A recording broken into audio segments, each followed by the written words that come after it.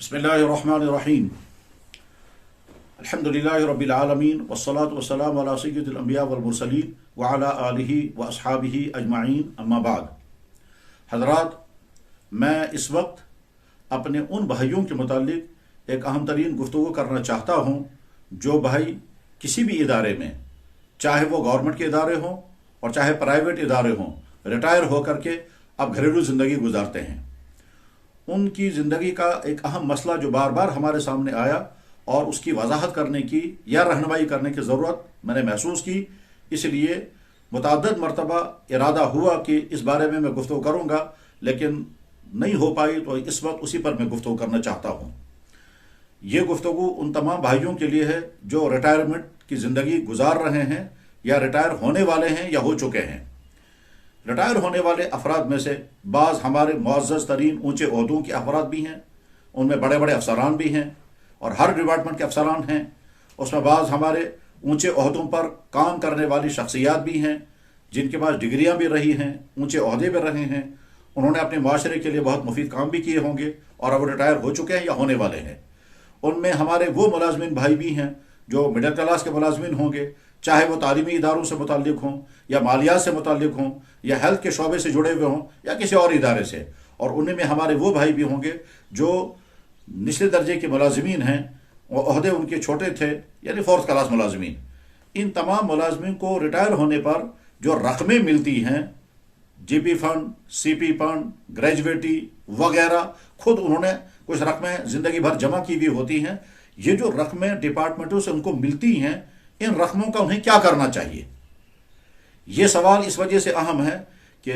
बाज़ हमारे रिटायर होने वाले अफराद इन रकमों को हराम पैसा कमाने का ज़रिया बना देते हैं और बाज़ हराम से तो बचते हैं, मगर इन रकमों की वैल्यू को घटाने का वो काम करते हैं जिसका उनको अंदाज़ा नहीं होता, लेकिन वो रकमों की वैल्यू घट जाती है। और नावाकफियत की वजह से, रहनुमाई न होने की वजह से इन रकमों से जो मुफीद काम किए जा सकते हैं वो नहीं कर पाते हैं, या तो नावाकफियत की वजह कि जैसा कि मैंने अर्ज़ किया, या कोई और वजह है। तो मैं ये अर्ज़ करना चाहूँगा कि जब आप रिटायर हो जाएं या हो चुके हों या होने वाले हों और आपको आपके डिपार्टमेंट से मुख्तलिफ किस्म की जो रकूम मिलेंगी, उन रकूम का आपको क्या करना चाहिए। बहुत सारे मुलाजमीन, हो सकता है तादाद उनकी बहुत कम हो या ज़्यादा तादाद हो, वो ये रकम ले करके अपने अकाउंट में डाल देंगे और वहाँ बैंक अकाउंट से इनकी इन रकमों पर उनको सूद मिलता रहेगा। बाज़ लोगों के मुतालिक ये भी सुना कि वो सूद लेकर अपना घर चला रहे हैं बुढ़ापे की ज़िंदगी में और बेसिक पैसा जो है वो बैंक में बंद है। इसके माना ये है, हलाल कमाई जो आपको डिपार्टमेंट की तरफ से दी गई, हलाल पैसा, वो तो आपने बंद कर दिया और वहाँ से जो सूद का पैसा आप ले रहे हैं और सूद के पैसे से बुढ़ापे में ज़िंदगी गुजार रहे हैं, खुद खा रहे हैं, अपने घर वालों को खिला रहे हैं, फंक्शन कर रहे हैं, दावतें खिलाई जा रही हैं, मकानों की रिपेयरिंग हो रही है हराम पैसे से।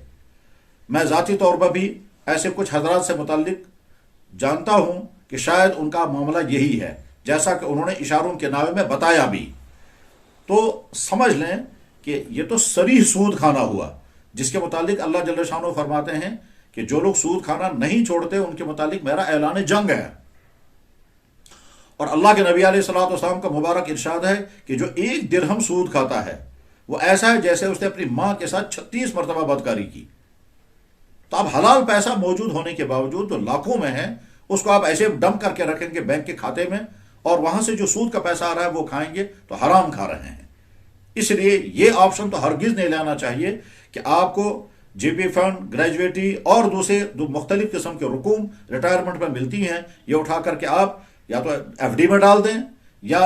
जनरल अकाउंट में डाल दें और जनरल खाते में डाल करके वहाँ से सूद लें और सूद से अपना घर चलाएंगे। ये गलती हरगिज़ नहीं करनी चाहिए। इसी से जुड़ी हुई दूसरी गलती है कि बाज़ लोग वहाँ से जो ही पैसा आ गया तो वो एक बेटी के नाम पर अकाउंट पर डाल देंगे और साथ में कहेंगे फिक्स्ड डिपॉजिट, कुछ दूसरे बेटे के नाम पर डाल देंगे फिक्स्ड डिपॉजिट, किसी तीसरी और एक बेटी की शादी करनी है, एक बेटे को पढ़ने के लिए भेजना है, एक का ये करना है, तो और उनके लिए आपने अलग अलग पैसा निकाला और निकाल कर बता ये 10 लाख रुपए फलानी बेटी के नाम एफडी,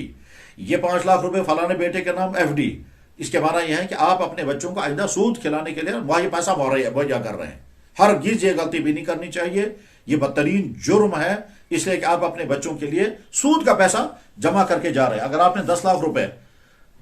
ایف ڈی کر دیا اور 10 لاکھ روپے اپنے ٹائم مکمل ہونے کے بعد وہاں سے 20 لاکھ روپے آپ کو ملا، تو آپ کا تو 10 لاکھ حلال تھا، وہ آپ کو ملا، آپ کے بچوں کو ملا، اس کی ویلیو بھی کم ہو چکی ہوگی، اور مزید جو 10 لاکھ روپے آپ کو ملا وہ خالص سود ہے، اور خالص سود ہے، اور آپ اپنے بچوں کے لیے سود کا پیسہ جمع کر رہے ہیں، لہذا یہ آپشن بھی نہیں لینا چاہیے۔ تیسرا آپشن جو سب سے بہتر ہے وہ یہ ہے کہ اس پیسے کو اگر آپ کو آپ کے خرچے ہیں، جیسے بہت سارے لوگوں کو مکانوں کی ریپیئرنگ کرنی ہوتی ہے، بچوں کی شادیاں کرنی ہوتی ہیں اور دوسرے کام ہوتے ہیں، تو ٹھیک ہے پیسہ آپ کا خرچ ہو گیا، لیکن اگر یہ پیسہ خرچ ہونے والا نہیں ہے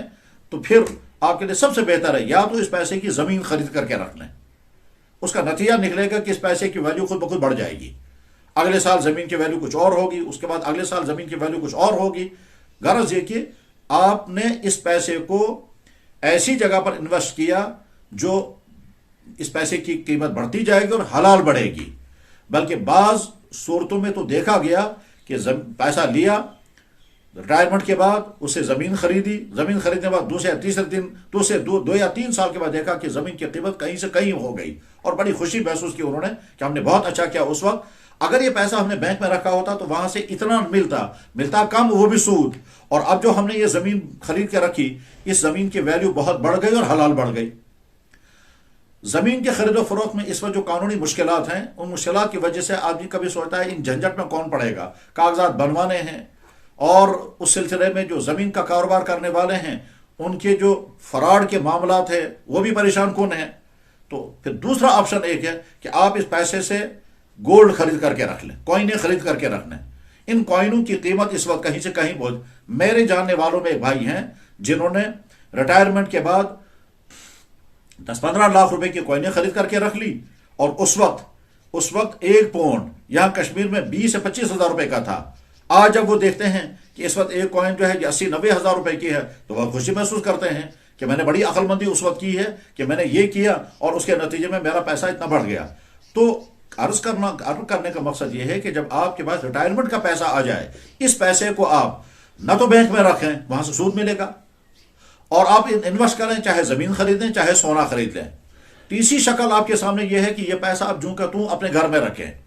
گھر میں رکھنے کے 3 خطرے ہیں۔ نمبر 1، چوری ہونے کا خطرہ ہے، اور اگر چوری ہونے کا خطرہ نہیں ہے تو ہو سکتا ہے کہ کل کو کوئی ڈپارٹمنٹ آپ سے کہے گا اتنی رقم آپ کے پاس ہے، آپ نے بینک میں نہیں رکھی ہے تو اس کا ٹیکس کیوں ادا نہیں کیا، تو وہ پریشانی بھی آ سکتی ہے۔ اور اگر یہ دونوں باتیں نہ ہوں تو تیسری بات تو طے ہے، اور وہ یہ ہے اس پیسے کی ویلیو گھٹتی رہے گی۔ آپ جانتے ہیں، سمجھدار لوگ ہیں، پڑھے لکھے لوگ ہیں، سوسائٹی کے واقف ہیں، آج 1 لاکھ روپے کی جو ویلیو ہے اگلے سال وہ نہیں ہوگی، اس سے اگلے سال اس سے کم ہوگی، اس سے اگلے سال اس سے بھی کم ہوگی، یہاں تک کہ ایسا ہو سکتا ہے کہ ریٹائرمنٹ پر آپ کے پاس جو پیسہ تھا اس کی جو ویلیو تھی، آج سال کے بعد آپ دیکھ رہے ہیں کہ اس کی ویلیو نصف سے نیچے جا چکی ہے۔ پیسے کو جوں کا تو رکھیں گے تو ڈی ویلیو کا نقصان ہوگا،